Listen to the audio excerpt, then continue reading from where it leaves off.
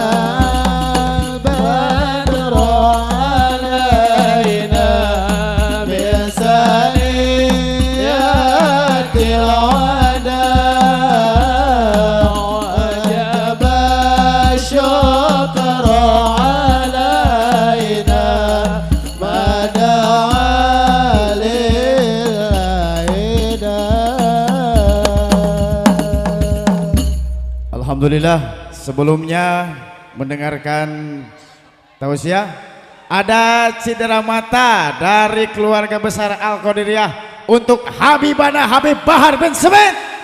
Shallu ala Nabi Muhammad. Takbir, takbir. Masya Allah.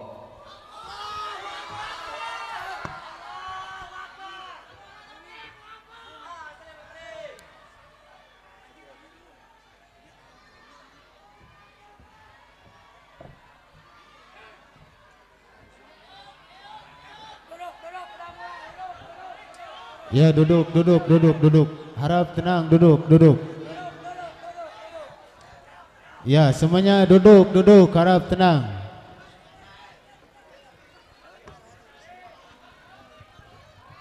Ya, duduk yang rapi, duduk, harap tenang.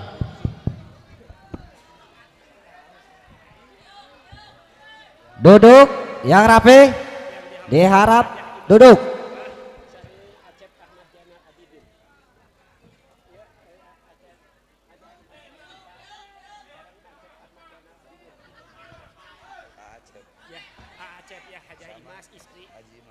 Haji Imas istri Acep Putra. Assalamualaikum warahmatullahi wabarakatuh.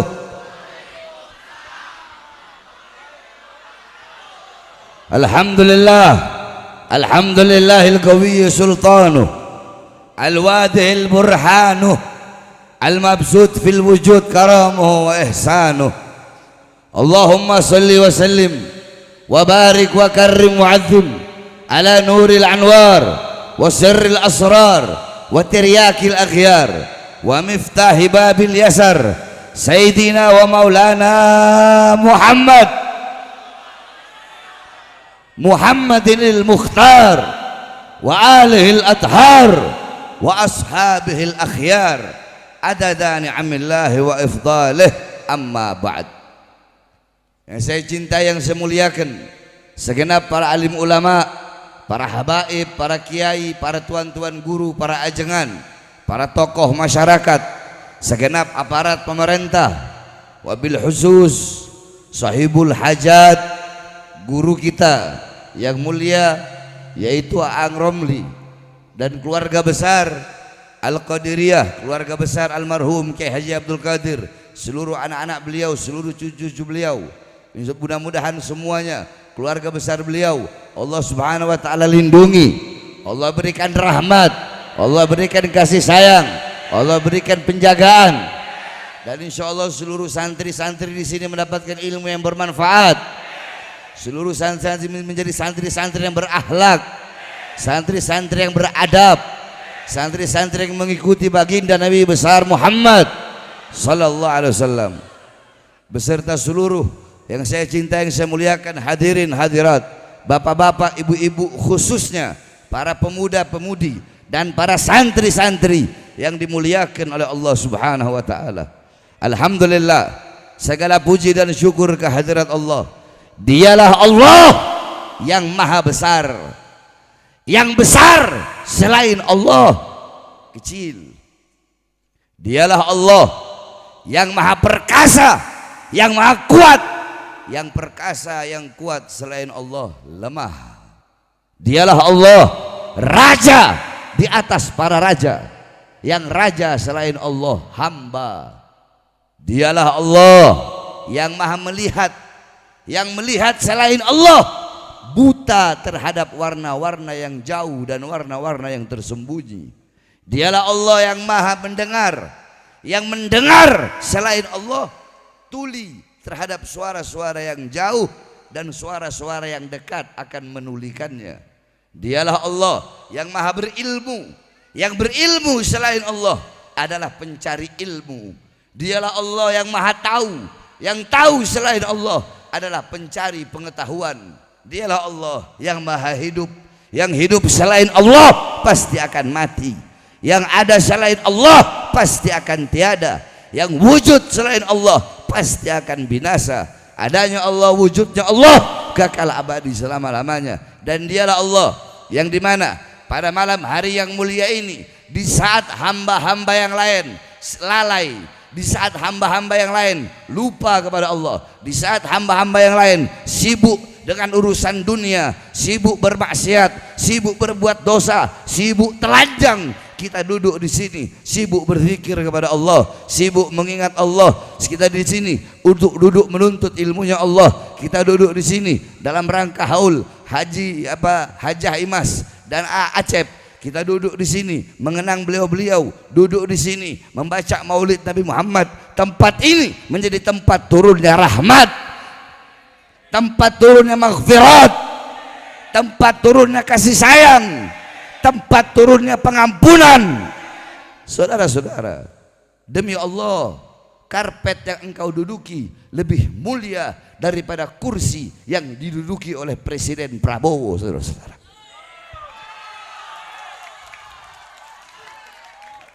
Kenapa? Karena engkau duduk di sini, engkau duduk untuk menuntut ilmunya Allah.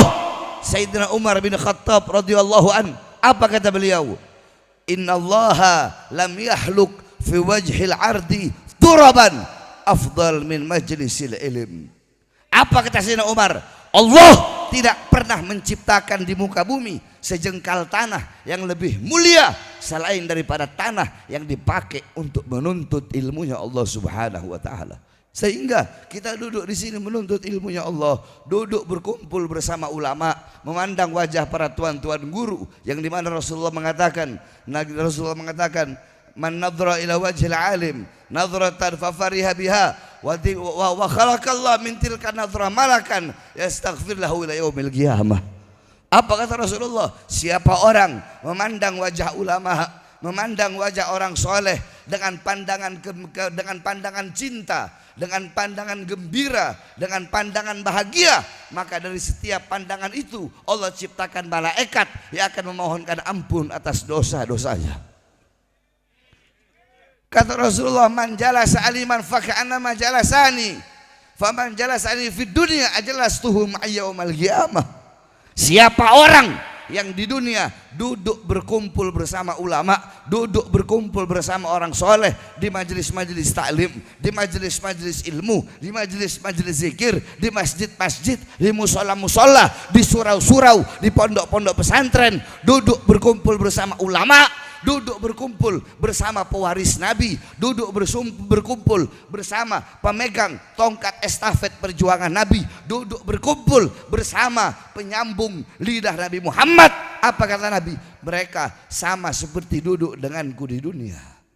Dan siapa orang yang duduk denganku di dunia, kelak di akhirat akan aku dudukkan dia bersamaku. Insya Allah yang kita hauli almarhum Haji Imas Acep berkumpul bersama Rasulullah, kita pun kelak di akhirat bisa berkumpul bersama Rasulullah Sallallahu Alaihi Wasallam. Saudara-saudara, majelis-majelis perkumpulan seperti malam hari ini, inilah warisan Nabi Muhammad. Nabi Muhammad tidak mewariskan harta, pangkat, jabatan, tahta, kekuasaan, rupiah, uang, bukan itu, emas, perak, bukan itu warisan Nabi. Warisan Nabi Muhammad ilmu, amal, akhlak, adab, warok, khauf, ikhlas, takwa, zuhud, ibadah, qanaah. Ini warisan Nabi Muhammad.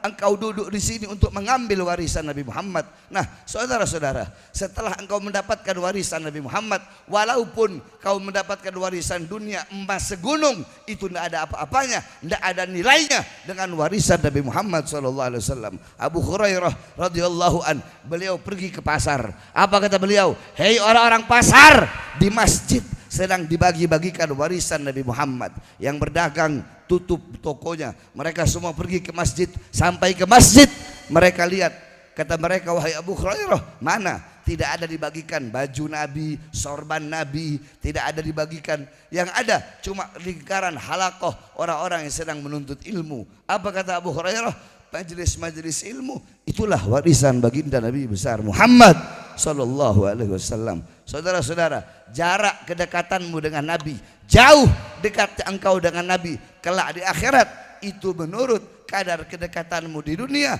dengan majelis-majelis seperti ini. Sampai-sampai Imam Haddad mengatakan, pahala majelis ilmu itu pahala tidak bisa dilihat. Pahala apapun nggak bisa kita lihat. Andaikan kita bisa melihat pahala duduk di majelis ilmu, kata beliau, maka akan kita habiskan seluruh hidup kita untuk duduk di majelis ilmunya Allah Subhanahu wa taala, karena begitu mulia dan begitu agung majelis-majelis seperti ini, saudara-saudara. Oleh karenanya beruntunglah para pejabat-pejabat, para aparat-aparat, para pemerintah yang duduk berkumpul di majelis-majelis ilmu. Sebab kenapa? Dikatakan khiyarul umara alladzina ya'tunal ulama. Sebaik-baiknya pejabat, sebaik-baiknya aparat adalah pejabat dan aparat yang mendatangi ulama. Sebaliknya, wasyirarul ulama, dan seburuk-buruknya ulama, sebangsat-bangsatnya ulama adalah ulama yang mendatangi pejabat dengan niat dan tujuan harta, pangkat, jabatan, berdiri di depan pintu sudah. Oleh karenanya, hadirin sekalian yang dimuliakan oleh Allah, ini zaman akhir, ini zaman fitnah. Lebih baik dalam rumah daripada keluar rumah. Saudara-saudara sekalian dimuliakan oleh Allah, coba kita lihat, dimuliakan oleh Allah, Nabi Muhammad SAW. Ini majelis seperti ini ada karena pengorbanan Nabi Muhammad. Beliau kepanasan, kehujanan, beliau berdarah, beliau berkeringat, beliau pipinya pernah tertusuk duri tembus sampai ke sebelah, beliau pernah betisnya terkena panah, saudara-saudara. Kenapa? Beliau berkorban untuk umatnya. Nabi Muhammad, beliau pagi, siang, sore, malam, beliau berkorban untuk siapa? Bukan untuk sahabatnya, bukan untuk ahlul baitnya, beliau berkorban demi kita sebagai umatnya. Beliau seorang nabi yang pernah ketika dilempar dengan batu, dahinya keluar darah, beliau tampung darah tersebut agar tidak jatuh ke atas tanah. Apa di sahabat berkata, ya Rasulullah, kenapa kau tampung darahmu? Apa jawab beliau? Andaikan darahku jatuh di tanah Taif, maka penduduk Taif akan ditenggelamkan oleh bumi, sedangkan mereka adalah umatku. Saudara-saudara, tidakkah engkau mengetahui, tidakkah engkau mengenal kemuliaanmu sebagai umat Nabi Muhammad? Mengapa engkau tidak tahu kemuliaanmu? Mengapa engkau tidak tahu keutamaanmu? Engkau tidak tahu keutamaanmu, engkau tidak tahu kemuliaanmu karena engkau tidak pernah duduk di majelis Nabi Muhammad SAW. Apakah kau tidak tahu Nabi Adam alaihi salam iri kepada kalian sebagai umat Muhammad? Apa kata Nabi Adam? Aku iri kepada umat Muhammad karena Allah memberikan kepada umat Muhammad 4 kemuliaan yang tidak pernah Allah berikan kepadaku. Yang pertama, aku berbuat salah dalam keadaan berpakaian. Tiba-tiba Allah lepaskan pakaianku sehingga aku dalam keadaan telanjang. Umat Muhammad kebalik. Mereka berbuat dosa dalam keadaan telanjang, tapi tetap Allah beri mereka pakaian. Yang kedua, Allah hanya menerima taubatku ketika aku berada di kota Mekah. Nabi Adam Allah turunkan di India, Siti Hawa Allah turunkan di Jeddah, Iblis Allah turunkan di Basrah. Kata Nabi Adam, aku berbuat salah, Allah pisahkan aku dengan anak istriku, Allah pisahkan aku dengan istriku Hawa selama ratusan tahun. Umat Muhammad mereka berbuat dosa pagi, siang, sore, malam, tapi tidak Allah pisahkan mereka dengan anak dan istri mereka. Aku berbuat salah, Allah terima taubatku di Mekah. Umat Muhammad dimanapun mereka bertaubat, nggak harus ke Mekah, dimanapun, kapanpun mereka bertaubat, Allah terima taubat mereka. Aku berbuat salah di sorga, Allah keluarkan ke dunia.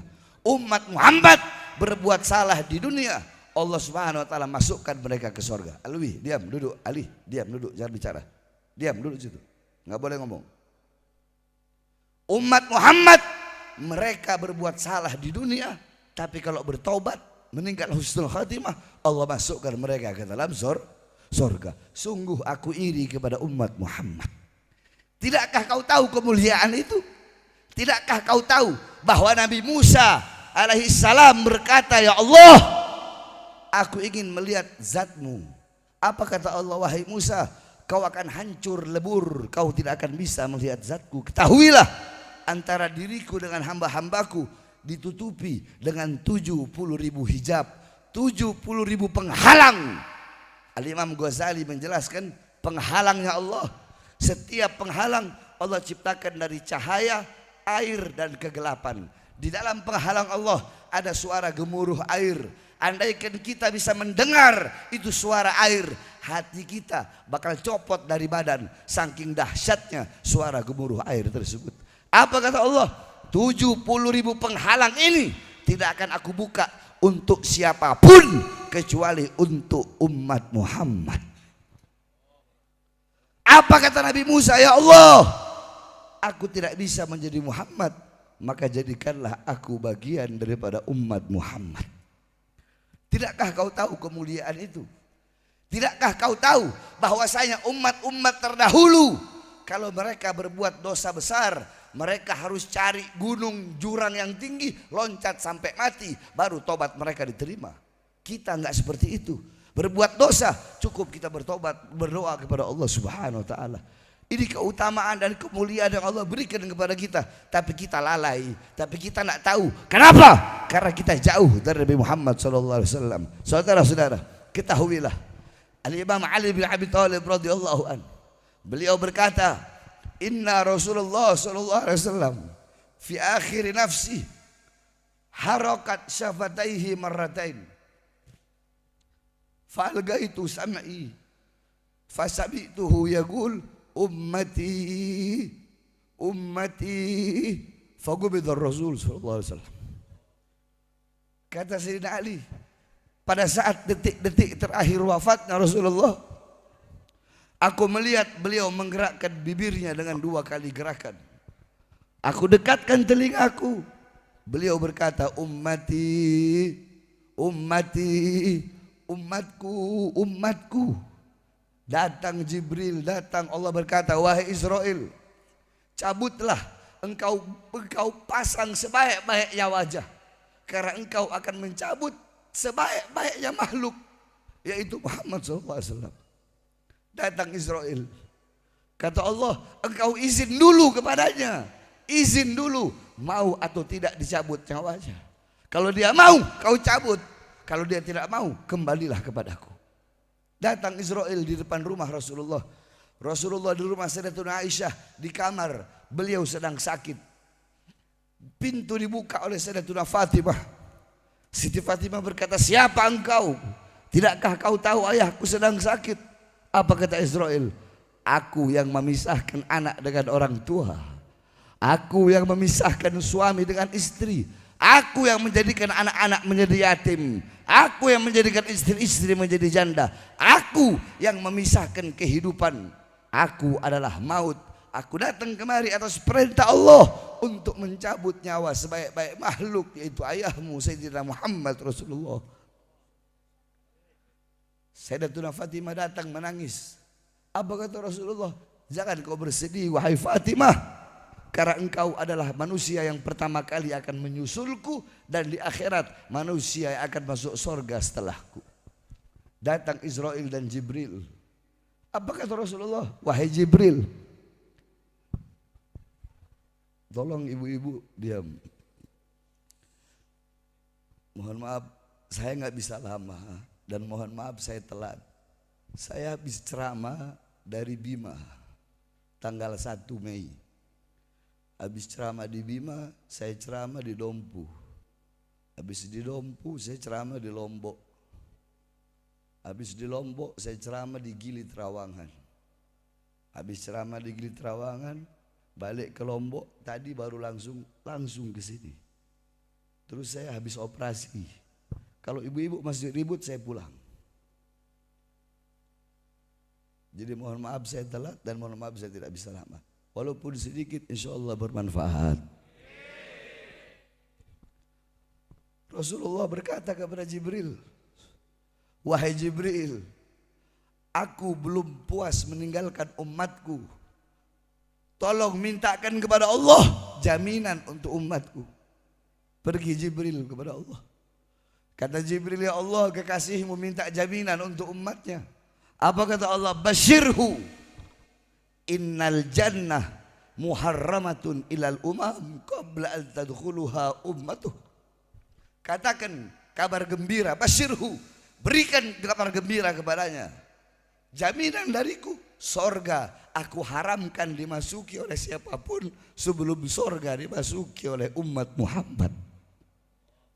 Kata Rasulullah, al-an qarrat aini. Sekarang aku puas. Sekarang aku sudah lega. Maka cabutlah nyawa aku. Israel mencabut nyawa Rasulullah. Rasulullah mendesah. Rasulullah merasakan sakit ketika dicabut nyawa. Rasulullah yang sholat sampai kakinya bengkak. Rasulullah sholat sampai kakinya keluar nanah, tapi masih merasakan sakit sakaratul maut. Maka bagaimana dengan kita para pendosa? Kata Rasulullah, wahai Israel, apakah seperti ini rasa sakit sakaratul maut? Kata Israel, ya seperti ini rasa sakit sakaratul maut. Apakah rasa sakit seperti ini juga yang nanti akan dialami oleh umatku? Iya ya Rasulullah, rasa sakit seperti ini bahkan lebih dari ini yang akan dialami oleh umat Rasulullah. Mendengar itu Rasulullah menangis. Itu tangisan terakhirnya Rasulullah SAW. Beliau angkat tangan, saudara-saudara. Hei umat, beliau angkat tangan. Doa terakhir Nabi, doa yang menutupi kepergian Nabi, doa yang menutupi wafatnya Nabi. Apa doanya? Dengarkan wahai umat. Allahumma khaffif ala ummati fi sakaratil maut wa tsaqqil alayya. Ya Allah, ringankan sakaratul maut umatku dan berikan beratnya kepada aku. Berikan seluruh rasa sakit sakaratul maut umatku kepadaku. Biar aku yang menanggung rasa sakit mereka. Mereka tidak akan kuat. Aku pemimpin mereka, aku nabi mereka. Biar aku yang menanggung sakaratul maut mereka. Apa yang telah kau berikan untuk Nabi Muhammad? Nabi Muhammad berjuang untuk engkau. Agar apa? Agar iman sampai, agar Islam sampai, agar takwa sampai. Tapi setelah itu semua sampai berkat perjuangan Nabi, malah kalian campakkan itu. Sama seperti kalian oleskan kotoran ke wajah Nabi Muhammad SAW. Oleh karenanya saudara-saudara sekalian yang dimuliakan oleh Allah, gembirakan Nabi Muhammad. Jadikan ini kampung-kampung Nabi Muhammad. Rumah tangga kalian, rumah tangga Nabi Muhammad. Didik putra putri kalian dengan ajaran Nabi Muhammad. Saudara-saudara, putra banyak bapak-bapak kalian, bapak-bapak zaman sekarang, kita pergi cari nafkah untuk apa? Ngasih makan anak istri. Kalau kewajiban kita sebagai suami cuma ngasih makan anak istri doang, ngasih makan jasmani, ngasih makan jasad, ada yang lebih penting. Apa itu? Beri makan jiwa anak-anak kita, beri makan ruh anak-anak kita. Apa makanannya? Makanannya adalah ilmu. Ibu-ibu, ibu-ibu, nanti suruh kau anak-anak kau cium tangan, pasti cium tangannya di pipi, pasti cium tangannya di dahi, pasti cium tangan di atas hidung. Kenapa? Karena kau tidak pernah didik mereka dengan pendidikan Rasulullah. Kau biarkan mereka, padahal harusnya cium tangan itu di bawah hidung, dihirup, bukan di atas, bukan di sini. Kenapa anak-anakmu seperti itu? Jauh dari ajaran Nabi Muhammad SAW. Begitupun para ibu-ibu, kalian adalah madrasatul ula, madrasah pertama, muallimah, muaddibah, mudarrisah. Kalian pengajar, kalian guru, kalian kiai pertama bagi putra putri kalian. Baik buruk, makanya Allah bilang nisaukum harusul lakum. Wanita-wanita kalian adalah ladang bagi kalian. Kita laki-laki bercocok tanam, perempuan adalah ladangnya. Kalau kita bercocok tanam ladang yang baik, maka hasilnya bakal baik. Bercocok tanam di ladang yang kering kerontang, hasilnya bakal rusak. Baik buruknya anak tergantung dengan ibu. Saya tanya ibu-ibu, jawab yang keras. Anak lebih banyak dengan bapak atau lebih banyak sama ibu? Kurang keras, jawab. Lebih banyak dengan ibu. Nah, baik buruknya ibu sebagai istri tergantung sebagai tergantung. Jadi ibarat kata anak ini perahu, anak ini apa? Anak ini penumpang, anak ini penumpang, ibunya itu perahu. Nah, selamat atau tenggelamnya ini penumpang tergantung perahu. Nah, selamat atau tidaknya perahu tergantung nahkoda. Siapa nahkodanya? Nahkodanya adalah suah. Awas kalian, kalau kasih makan anak istri jangan sampai dapat dari hal-hal yang haram. Jangankan yang haram, yang syubhat aja jangan. Jangan kasih makan anak istri kalian dari hal-hal yang haram, dari nafkah yang haram. Saudara-saudara, ala inna fil jasadi mudghatan idza saluhat saluhal jasadu kulluh wa idza fasadat fasadal jasadu kulluh ala wahyal qalb. Kata Rasulullah, dalam diri manusia ada segumpal daging. Kalau daging itu baik, baik seluruh anggota tubuh. Kalau daging itu rusak, rusak seluruh anggota tubuh. Apa? Daging itu adalah hati. Hati tumbuh dari makanan yang masuk. Makanya para ulama zaman dulu waroknya begitu luar biasa. Imam Hanafi selama 7 tahun beliau gak makan kambing. Kenapa? Semenjak kambing milik Baitul Mal di Kufah hilang, semenjak itu beliau gak mau makan kambing. Kenapa? Takut kalau makan kambing ternyata kambing yang dimakan adalah milik Baitul Mal. Beliau tanya kepada ahli kambing, biasanya kambing berapa tahun hidupnya? 7 tahun ya Imam. Maka selama 7 tahun beliau tidak makan kambing sampai beliau benar-benar yakin kambing yang hilang itu telah mati. Saking waroknya beliau. Al-Imam Az-Zahabi, beliau tidak pernah makan sayuran yang berasal dari Damaskus. Kenapa? Karena sayuran yang berasal dari Damaskus ditanam di lahan-lahan milik pemerintah, di lahan-lahan milik sultan, di lahan-lahan milik penguasa. Imam Sufyan As-Sauri, beliau pernah nggak minum air Zam-Zam. Ditanya, ya Imam, kenapa kamu nggak mau minum air Zam-Zam? Apa kata beliau? Andaikan saya punya gayung sendiri. Maksudnya, andaikan saya punya gayung sendiri, pasti saya akan minum air Zam-Zam. Saya tidak minum air Zam-Zam karena gayung yang disediakan di sumber Zam-Zam adalah gayung milik pemerintah, gayung milik sultan. Sampai segitunya para ulama menjaga. Ulama zaman sekarang enggak makan uang pemerintah, sehingga apa? Diam dengan ketidakadilan para pejabat dan aparat. Ustadz, Kiai, ajengan, Habib, itu pejabat gak bener. Kenapa diam? Gak enak. Pondok pesantren saya bisa dikasih 2 miliar kemarin. Saudara-saudara, Al-Imam Ahmad berkata, apa kata beliau? Selama kamu masih mencari ridho manusia, selama itu lidahmu tidak akan sanggup untuk menyampaikan kebenaran. Saudara-saudara sekalian yang dimuliakan oleh Allah Subhanahu wa taala. Saya 13 kali masuk penjara. Keluar masuk penjara. Buat apa?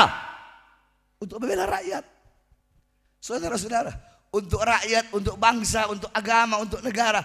Jangankan di penjara, nyawa saya, jiwa saya, darah saya murah harganya untuk bangsa dan rakyat Indonesia, saudara. Saya dibawa ke Nusa Kambangan, tangan saya diborgol, perut saya dari borgol tangan nyambung ke borgol perut, dari borgol perut nyambung ke borgol kaki. Saya dibikin seperti penjahat besar. Saya tanya, saya koruptor? Saya koruptor? Saya penjahat? Nyambung ke borgol perut, dari borgol perut nyambung ke borgol kaki.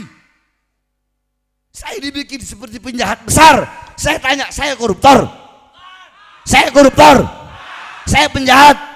Saya bandar narkoba? Kalian mau tahu kenapa saya dibawa urus Kambangan? Mau tahu? Mau tahu? Waktu Covid, saya bebas dari lapas Pondok Rajek. Waktu bebas sore, malamnya saya ceramah kayak begini. Apa ya, isi ceramah saya dibilang provokasi. Gara-gara itu saya dibawa lagi ke Nusa Kambangan. Dibawa ke Gunung Sindur, baru ke Nusa Kambangan. Katanya ceramah saya provokasi. Nah, pertanyaannya apa isi ceramahnya? Kan itu. Mau tahu? Saya bilang, Jokowi, kenapa rakyat kau kurung dalam rumah? tapi tidak engkau berikan kebutuhan-kebutuhan pokok-pokok hidupnya. Hei pemerintah, hei pejabat, banyak pengangguran. Tapi kenapa waktu Covid kalian kirim tenaga kerja dari Cina ke daerah Morowali, Sulawesi, padahal masih banyak pengangguran anak-anak Indonesia. Wahai para pejabat, wahai para aparat, wahai presiden, kenapa warung-warung kecil kalian suruh tutup, tapi perusahaan-perusahaan milik asing tetap buka? Itu dibilang provokasi. Saya tanya, itu provokasi? Itu provokasi. Siapa yang saya bela? Siapa yang saya bela? Siapa yang saya bela? Siapa yang saya bela? Yang saya bela rakyat, rakyat yang susah, rakyat yang kelaparan, rakyat yang ditipu oleh pemerintah, rakyat yang tidak mendapatkan keadilan, rakyat yang susah. Itu yang saya bela, saudara-saudara. Makanya saya katakan, saya selama kedua mata saya masih terbuka melihat kemungkaran, melihat ketidakadilan, maka selama itu saya akan berada di barisan paling depan, tidak akan berhenti sampai mati, tidak akan mundur walaupun diri saya harus hancur, saudara. Allahu Akbar, Allahu Akbar, Allahu Akbar. Maka saya tanya semua masyarakat Sukabumi, siap berjuang untuk bangsa, siap berjuang untuk agama, siap berjuang untuk NKRI, siap berjuang untuk Merah Putih. Sampaikan kepada mereka, para pejabat-pejabat yang membohongi rakyat, sampaikan kepada Prabowo, sampaikan kepada Prabowo. Prabowo, coba kau lihat berapa banyak anak-anak yang keracunan karena MBG-mu. Prabowo, kenapa ketika ada 3 tentara Indonesia yang dibom oleh Israel, kenapa engkau tidak mengutuk Israel? Harusnya sebagai presiden, sebagai pemimpin, kutuk. Saya mengutuk Israel yang telah mengebom 3 tentara Indonesia. Ini enggak, dia enggak kutuk Israel. Prabowo, kau mau jadi budak Israel, kau mau jadi budak Amerika. Kenapa saya sampaikan ini? Karena tidak ada satupun ulama yang menyampaikan ini. Saya nggak ada urusan. Saya mau masuk penjara nggak ada urusan. Saya udah bilang jangankan penjara, saya mati juga nggak ada urusan. Itu yang saya cari, saudara-saudara. Mati di jalan Allah, mati bela rakyat, mati bela bangsa. Itu yang saya cari. Saya habis operasi, saya lagi sakit, tapi saya tidak peduli. Saya tetap datang kemari. Kenapa? Saya ridho dengan penyakit yang Allah berikan kepada saya. Kata Rasulullah, siapa orang yang ridho dengan penyakit yang Allah berikan, kalau Allah sembuhkan, Allah ganti dagingnya dengan daging lebih baik. Allah ganti darahnya dengan darah yang lebih baik. Dan kalau Allah matikan dalam keadaan husnul khatimah. Di akhirat, ketika Zabaniyah akan mau melempar seseorang ke neraka, kata Allah, jangan lempar dia wahai Zabaniyah. Di dunia aku telah ambil raut wajahnya sehingga dia pucat. Aku ambil keperkasaannya sehingga dia lemah. Aku ambil nafsu makannya, maksudnya sakit. Hamba yang di dunia aku berikan sakit, kemudian dia ridho. Bukan kebijaksanaanku memasukkan dia ke neraka, masukkan dia ke surga. Oleh karenanya engkau ridho atas apapun yang Allah berikan. Kalau engkau ridho atas apapun yang Allah berikan, maka Allah akan memberikan kepada engkau bahkan apa-apa yang tidak engkau maksud, apa-apa yang tidak engkau tuju, apa-apa Allah akan berikan kepadamu. Kau tidak tahu, kau akan kaget, kau akan heran. Bahkan yang tidak engkau niatkan, semuanya akan Allah berikan kepadamu. Oleh karena saudara-saudara, khususnya anak-anak muda, anak-anak muda, jangan berhenti untuk menyampaikan kebenaran. Siapapun pejabatnya, siapapun presidennya, kalau ada yang baik, bilang baik. Kalau ada yang buruk, bilang buruk. Betul? Betul? Satu contoh, ini kasus rame. Ada kiai yang berkosa, bukan enggak pantas sebut kiai, anjing itu. Ada anjing wujud manusia, dia perkosa santriwati berapa? 50. Siapa dia? ternyata PWI. Ternyata Laskar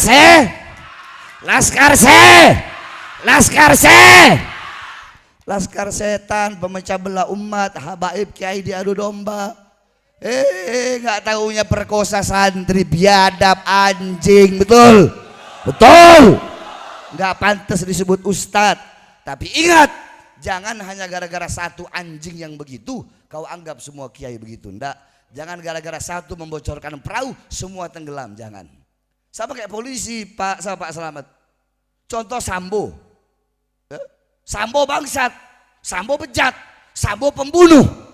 Tapi kita nggak bisa bilang semua polisi kayak Sambo. Masih ada polisi-polisi yang baik, masih banyak polisi-polisi yang baik. Satu contoh, saya tanya, kalian punya keranjang, isinya buah, ada satu buah yang busuk, kalian buang semua. Yang mana yang dibuang? Jadi kalau ada polisi yang bejat, ya buang yang bejat itu. Ada ustadz kiai yang bejat, habib yang bejat, ya dia aja yang buang. Jangan anggap semua seperti itu, betul? Sama kayak perempuan-perempuan, ada laki-laki yang nyakitin, langsung bilang, saya udah gak percaya sama semua laki-laki. Begitupun laki-laki disakitin sama perempuan, saya udah gak percaya sama semua perempuan. Paham? Jangan satu membocorkan perahu semua tenggelam. Sampaikan, Prabowo, coba kau lihat di NTT ada anak yang mati bunuh diri. Kenapa? Nggak punya uang untuk membeli buku. Terus kau bilang rakyat Indonesia ini adalah rakyat yang paling senang. Dari mana? Obon-obon. Kau butuh sama rakyat kalau cuma ada maunya doang. Betul? Butuh sama rakyat ada maunya doang. Semua, bukan cuma dia, semua pejabat rata-rata, dari RT, RW, lurah, camat, bupati, wali kota, gubernur, presiden, butuh sama rakyat kalau ada maunya doang. Udah jadi lupa sama rakyat, lupa sama janji-janjinya, betul? Rakyat dibiarkan susah, rakyat dibiarkan kelaparan, rakyat terus dibohongi, saudara. Di Aceh masih berantakan. Presidennya sibuk keluar negeri, saudara-saudara. Presidennya sibuk pegang map jadi budaknya Donald Trump, saudara. Bikin malu. Presiden ngomong, kalau ada yang ngomong Indonesia gelap, apa buram, apa dia bilang? Kalau ada, apa dia bilang? Bukan, kalau yang Indonesia gelap, kalau ada yang bilang Indonesia gelap itu buram. Ini rakyat, nggak pantas presiden ngomong kayak begitu, betul? Kalau nggak mau kabur aja ke Yaman. Goblok. Masa presiden ngomong begitu? Masa musuhi rakyat sendiri? Saya tanya, pantas nggak presiden ngomong begitu? Pantas nggak? Pantas nggak? Kenapa dia ngomong begitu? Semenjak Jenderal Baleho jadi stafnya dia. Siapa Jenderal Baleho? Dudung, saudara-saudara. Yang diduga terlibat kasus KM50 pembunuhan 6 laskar. Saya terakhir masuk penjara berapa bulan itu?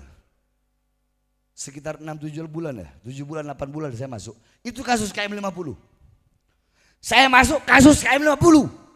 Saya buka semua di persidangan. Satu contoh. Ketika itu yang membedah 6 laskar, saya tanya, kalau ditembak di sini, ya, ditembak di sini, itu harusnya peluru keluar di mana? Dia bilang harusnya peluru keluar di sini. Sama begini, sekalipun beda, paling 2 cm ke bawah atau ke atas. Ini enggak, peluru dari depan tembusnya ke bawah. Berarti kan ditembaknya begini. Berarti ditembak dari jarak dekat. Kalau ditembak begini, tembus sini, tembus belakang. Ini ditembak di sini, tembusnya ke bawah. Berarti ditembak begini. Kan saya juga suka nembak. Terus mereka ngomong, itu peluru tembus di antara 2 tulang rusuk begini. Tulang rusuk, peluru bisa tembus begini. Saya bilang hebat banget tuh polisi. Bisa tembak tulang rusuk tembus begini. Saya buka, saya bongkar semua kasus KM50 ketika persidangan, saudara-saudara. Sampai-sampai saya ambil foto salah satu laskar. Saya ambil foto salah satu laskar, saya lipat begini. Karena ada kain batiknya, saya lipat. Kenapa saya lipat? Ada luka di sini. Saya bilang, dokter, ini ada luka orang jatuh dari motor. Saya bohong gitu. Ini luka apa? Sebab kebanyakan mereka ngomong setiap luka itu lebam mayat, lebam mayat, lebam mayat. Ngomongnya begitu. Jadi saya tanya, ini luka apa? Oh kalau ini luka luar, karena saya bilang kan jatuh dari motor. Oh kalau ini luka luar, luka lecet. Akhirnya saya buka, nah inilah laskar. Ah kalau bilang luka lecet kan, berarti benar disiksa. Berarti benar disiksa. Jadi udah jangan. Saya divonis, apa vonisnya? Bukan berita bohong, berita tidak lengkap. Berarti apa? Benar para laskar disiksa. Itu terakhir saya masuk. Kenapa? Untuk membela laskar, membela 6 nyawa. Ini mereka pikir nyawa murah, nyawa rakyat dipikir murah. Pejabat biadab, pejabat bangsat, jangan kau pikir nyawa rakyat murah. Kalian bisa jadi pejabat karena rakyat juga yang bisa turunkan kalian dari kursi kekuasaan, saudara-saudara. Jangan macam-macam sama rakyat, betul? Lihat kemarin, di mana-mana dibakar, betul? Kenapa? Ya kalian sendiri yang membuat rakyat itu merasa benci. Rakyat nggak merasa tidak mendapatkan keadilan, betul? Anggota-anggota dewan, mulutnya mereka tidak berpakaian pengetahuan, betul? Makanya dikatakan fasadur ra'iyah bifasadil muluk. Rakyat rusak, negara rusak karena rusaknya para pejabat. Wa fasadul muluk bifasadil ulama. Raja rusak, pejabat rusak, aparat rusak karena rusaknya para ulama. Kenapa? Karena ulama banyak yang mendiamkan kezoliman para pejabat. Jadi semua kembali kepada ulah. Jadi Pak Selamat tenang. Tetap ulama duluan. Kalau macam-macam ulama masuk neraka duluan. Selamat ini sesuai nama. Habis ulama nggak bener masuk neraka. Baru pejabat yang nggak bener. Tetap ulama dulu. Di dunia Allah utamakan, di akhirat juga Allah utamakan. Lebih dulu masuk neraka kalau ulamanya ulama su. Dikatakan Imam Ali Zainal Abidin, apa kata beliau? Al ulama amanahur rasul. Ulama itu adalah amanahnya Rasulullah. Ulama itu amanahnya Rasul. Rasul mengamanahkan Islam, mengamanahkan dakwah, mengamanahkan iman, mengamanahkan ilmu kepada para ulama. Tapi kata beliau, tidak semua ulama. Faidalam hubbud dunia, kalau ulama itu tidak cinta dunia, falam yukhol itu salatin, dan ulama itu tidak bergaul sama penguasa-penguasa yang zalim. Kalau dia cinta dunia, kalau dia bergaul dengan penguasa-penguasa yang zalim, tidak menasihati penguasa, tidak menasihati pejabat, atau bahkan banyak alimun alladzi yaj'alu ilmahu ta'bi'an li ra'yil muluk.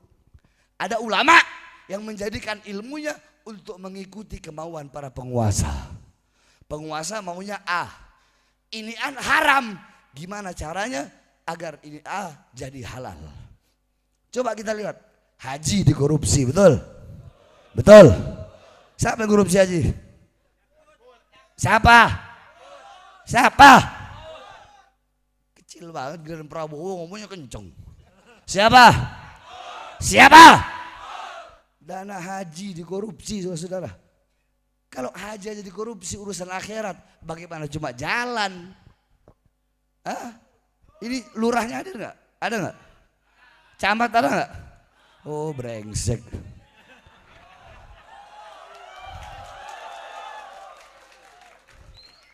Enggak, kalau lurah camatnya hadir, saya mau bilang masyarakat di sini maunya apa? Contoh ada jalan nggak bener, bikin tuh jalan, betul? Ada jalanan yang gelap. Itu jalan tadi rusak, kemari jalan rusak tuh.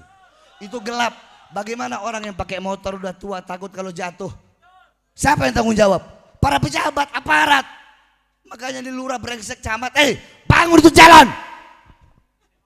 Nanti kalian bilang sama lurah, kalau lurah camat nggak bangun jalan, demi Allah saya bakal datang kemari, sama-sama kita bakar kantor kelurahan, saudara.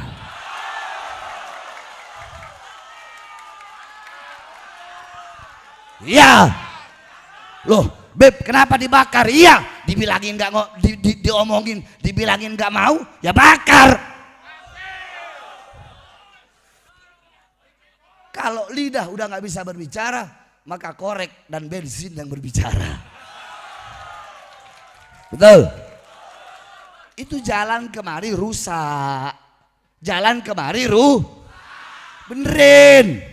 Ustadz, Kiai, Pak Slamet, tolong bilang ke lurahnya. Betul, kalau enggak 1 minggu lagi saya datang kemari. Ya, bareng-bareng kita pergi ya. Siap? Siap? Kalian nggak usah, andaikan ada apa-apa, ya, andaikan ada yang mati, kalian nggak usah, biar saya masuk penjara.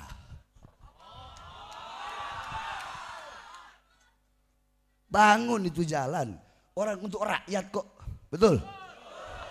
Apa kata Sayyidina Umar? Kata Sayyidina Umar, celakalah Umar, andaikan ada keledai yang jatuh karena kerikil yang berada di jalan. Terus itu lubang berapa banyak brengsek?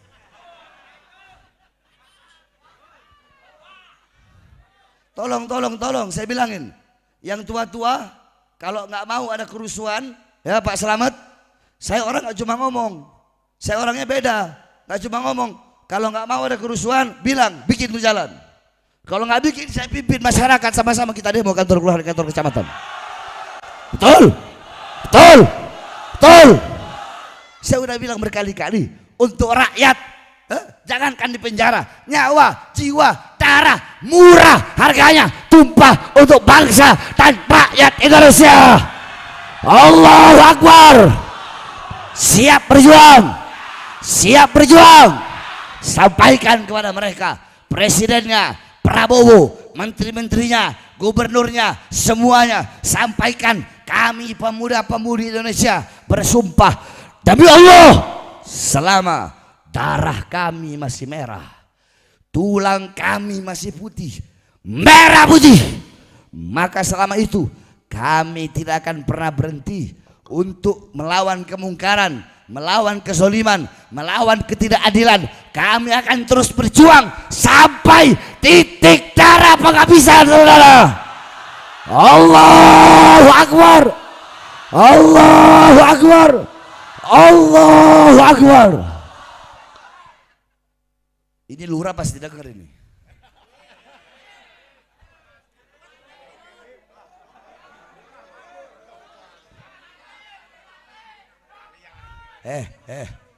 Jangankan lu, aduh lurah presiden saya makan, lurah lagi. Iblis saya makan, lurah lagi, betul. Jadi jangan, harus adil sama Mudah-mudahan para pejabat jadi pejabat yang baik. Kita doakan para pejabat jadi pejabat yang soleh, yang adil. Tapi masih banyak pejabat-pejabat yang baik, saudara-saudara. Masih banyak pejabat-pejabat yang adil. Dan insya Allah semua pejabat yang jadi pejabat yang baik. Saya doakan kalian semua yang ada di sini, yang hadir, insya Allah pulang dari sini bawa berkah. Pulang dari sini bawa rahmat. Ketahui, satu rahmat Allah saja bisa menghapus seluruh dosa makhluk. Satu rahmat bisa menghapus dosa seluruh makhluk. Bagaimana kalau kita dapat 100 rahmat, 1000 rahmat, dan begitu banyak rahmat Allah. Saya doakan kalian punya anak-anak jadi anak soleh-soleha. Keluarga kalian sakinah, mawaddah warahmah. Allah beri kebaikan dunia akhirat. Allah beri kesehatan. Allah berikan panjang umur dalam ketaatan. Allah berikan bahagia dunia akhirat. Allah berikan ketenangan dunia akhirat. Allah Subhanahu wa ta'ala jadikan kita semua sebagai hamba-hamba yang hatinya kosong dari dunia. Hati kita penuh dengan kecintaan kepada Allah dan kecintaan kepada Rasulullah sallallahu alaihi wasallam. Amin amin ya rabbal alamin. Terakhir kita doakan almarhum A. Acep, yang dimana saya mendengar A. Acep, beliau itu almarhum begitu cinta kepada saya. Beliau sering cium foto saya. Kalau tidur beliau pegang foto saya, katanya diceritakan. Saya ini ahli maksiat. Andaikan setiap berbuat dosa ada titik hitam, kalian tidak akan menemukan titik putih di wajah saya. Tapi kenapa beliau cinta kepada saya? Karena beliau selalu prasangka baik. Kalian nih cinta sama saya karena kalian masih prasangka baik. Andaikan Allah perlihatkan aib-aib saya, dosa-dosa saya, andaikan ada bau busuk setiap berbuat dosa, kalian tidak akan mau dekat dengan saya. Karena beliau berprasangka baik. Khaslatani laisa fawqahuma syai'un minal khair, husnudzon billah wa husnudzon bi ibadillah. Dua perkara tidak ada yang lebih baik darinya, yaitu berprasangka baik kepada Allah dan berprasangka baik kepada hamba Allah. Prasangka baik kepada Allah, minta kepada Allah. Hei, Allah itu maha besar. Kalau punya masalah jangan pusing bu ibu. Jangan, ya Allah saya punya masalah, jangan. Hei masalah, saya punya Allah. Saya miskin tapi saya punya Allah yang maha kaya. Saya lemah tapi saya punya Allah yang maha perkasa. Ketika engkau melihat Allah yang maha besar, maka selain Allah akan kau lihat kecil.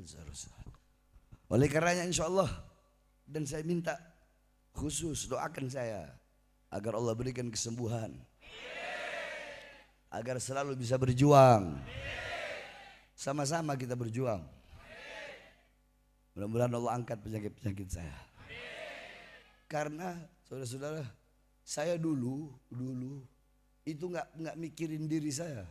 Satu malam itu saya ceramah pernah sampai berapa tempat? Tapi yang 3 kan nggak keburu. 13 tempat. Terakhir saya ceramah ba'da subuh di Pekojan. Satu tempat itu cuma 10 menit, langsung jalan lagi. Nggak makan. Jadi berasanya baru sekarang gitu ibu-ibu. Jadi dulu tuh saya nggak makan, nggak minum, dakwah terus ceramah ke sana. Pernah sampai 1 hari 3 provinsi. Saya ceramah di Palangkaraya.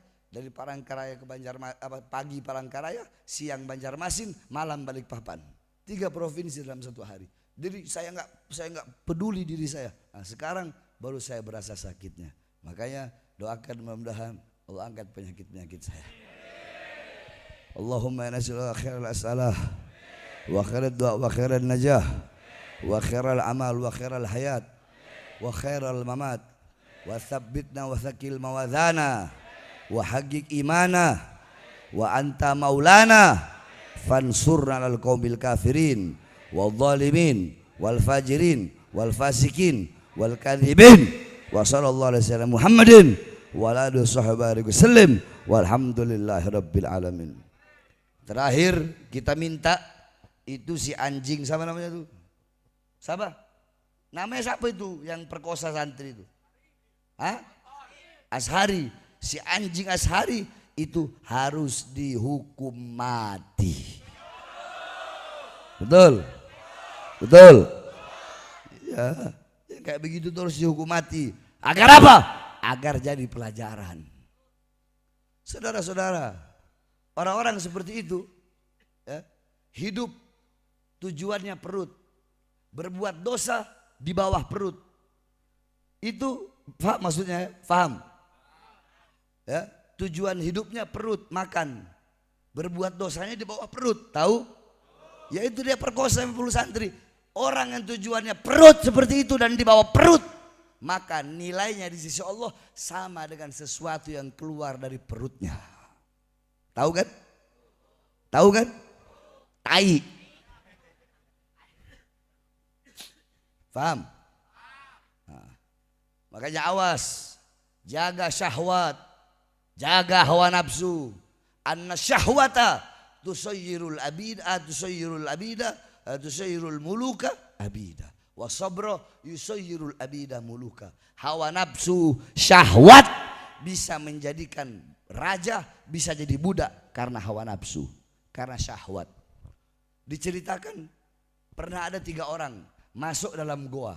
3 orang masuk dalam, tiba-tiba goa itu tertutup. Mereka nggak bisa keluar. Tertutup pakai batu besar. Orang yang pertama berdoa kepada Allah, berwasilah dengan amal-amal ibadahnya. Tetap itu batu nggak kebu. Orang kedua berwasilah dengan amal ibadahnya. Tetap itu pintu nggak kebu. Orang ketiga berwasilah. Apa wasilahnya?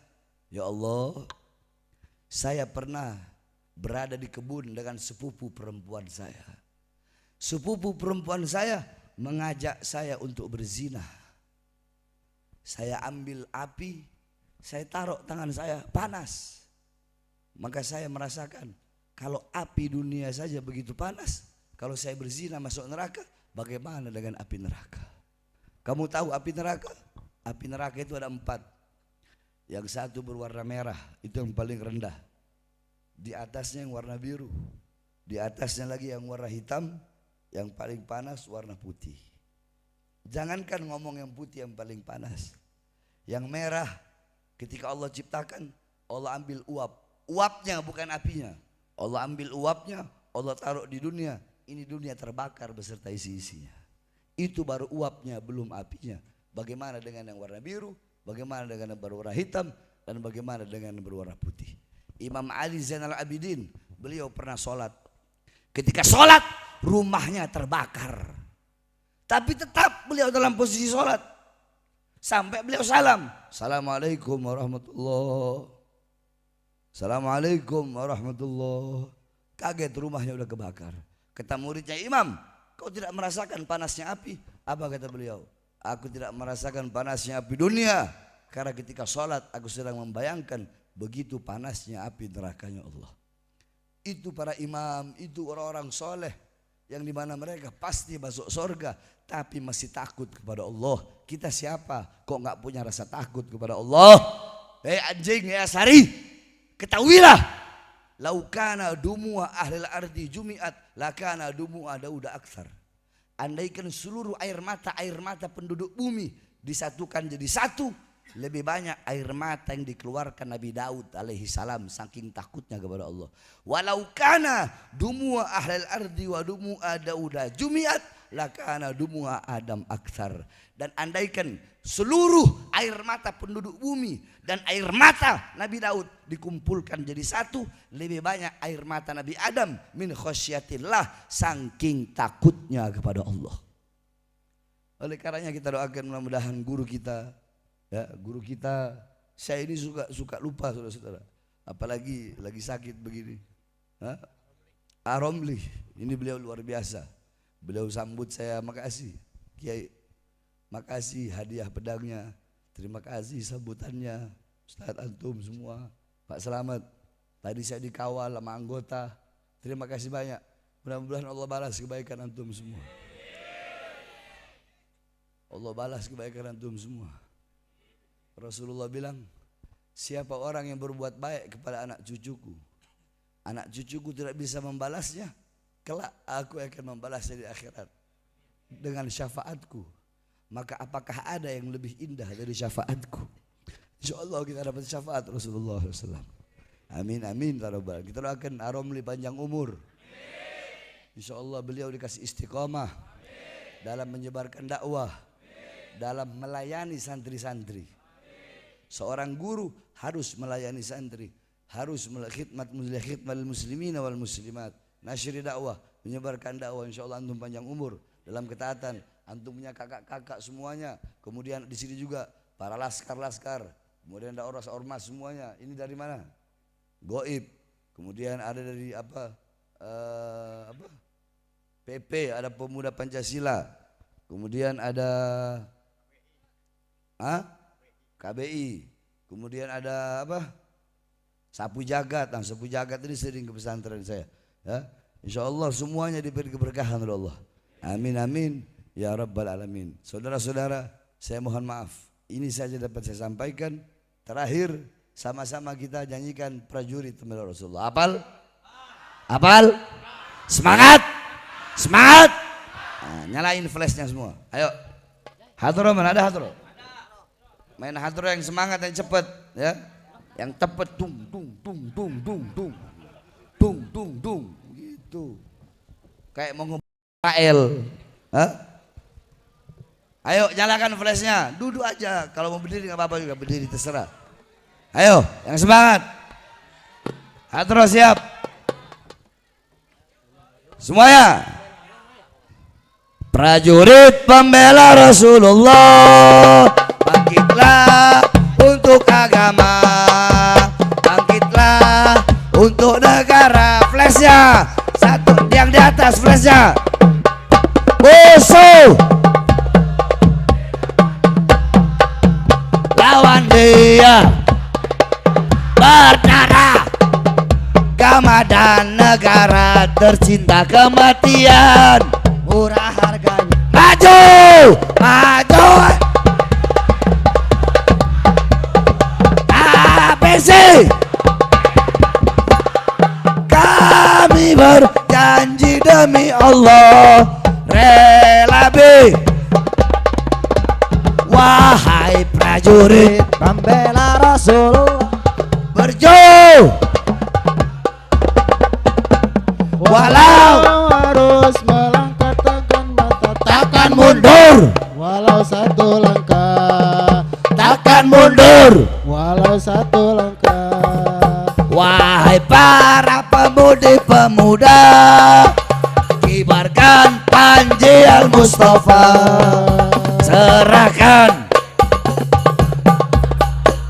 mencari syahid Di jalan Allah, maju pantang menyerah, walau bergelimangan darah akan jadi saksi di sisi Allah. Mati syahid adalah hari raya. maju, maju. Ayo maju, terus maju.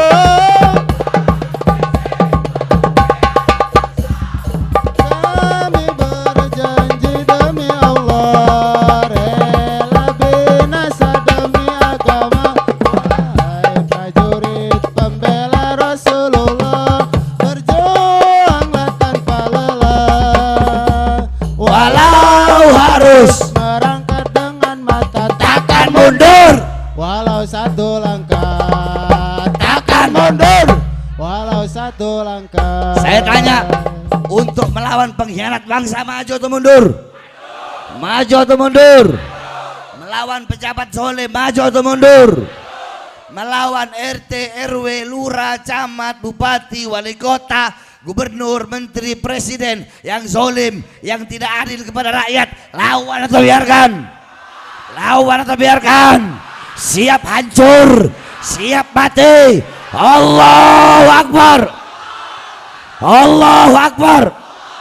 Indonesia merdeka, merdeka, merdeka. Allahu Akbar. Terakhir sebelum saya tutup, saudara-saudara semua yang ada di sini, saya kasih amalan cara minumnya Rasulullah SAW. Mau? Mau? Ingat,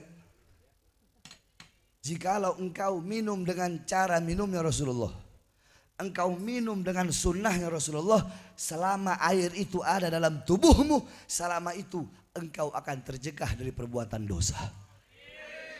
Mau? Bismillah. Alhamdulillah. Bismillah. Alhamdulillah. Bismillah. Alhamdulillah. 3 kali. Paham? Ana ijazahkan gitu semua. Walafu minkum. Wassalamualaikum warahmatullahi wabarakatuh. Salatullah salam ala toha Rasulillah, salatullah salamullah ala yasin habibillah.